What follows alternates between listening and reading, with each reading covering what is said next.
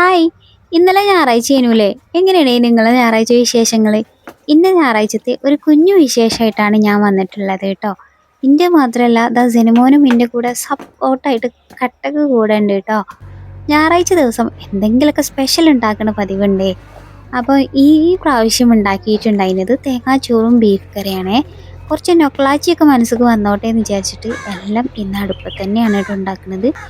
വലിയ വെയിൽ ഇല്ല, എന്നാൽ വെയിലുണ്ടേനും പിന്നെ ഈ ഭാഗത്തേക്ക് കുറച്ച് മരങ്ങളൊക്കെ ഉണ്ടായതുകൊണ്ട് ഇങ്ങോട്ട് വലിയ വെയിലൊന്നും ഉണ്ടാവില്ല കേട്ടോ. അപ്പോൾ നമുക്ക് അടുപ്പത്ത് എല്ലാം ഉണ്ടാക്കി എടുക്കുമ്പോൾ പിന്നെ ആ ഒരു പ്രത്യേക ടേസ്റ്റും ഉണ്ടാകുമല്ലോ.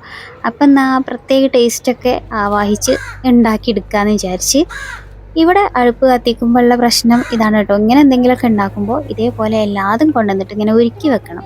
ചോറ് മാത്രമാണ് അധികം ഞാനിവിടെ ഉണ്ടാക്കുക കേട്ടോ. ഇന്നിപ്പോൾ ഞാൻ വിചാരിച്ച് ബീഫ് കറിയും തേങ്ങാച്ചോറും എല്ലാം അടുപ്പത്ത് തന്നെ ആയിക്കോട്ടെ. അപ്പോൾ ടേസ്റ്റ് കുറച്ചൊന്ന് കൂടുമല്ലോ.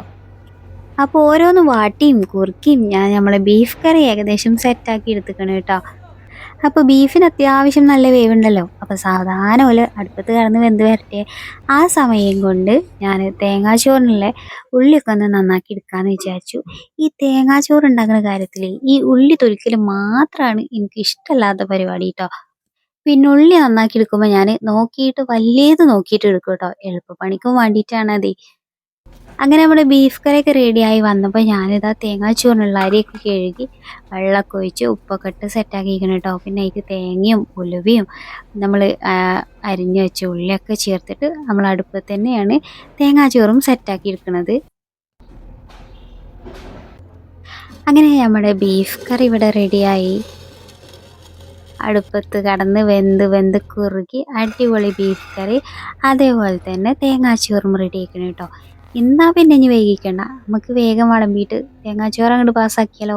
ഒരു പപ്പടം കൂടി വാണ്ടീനു. എന്നാ പിന്നെ കുറച്ച് ആർഭാടായിരുന്നു.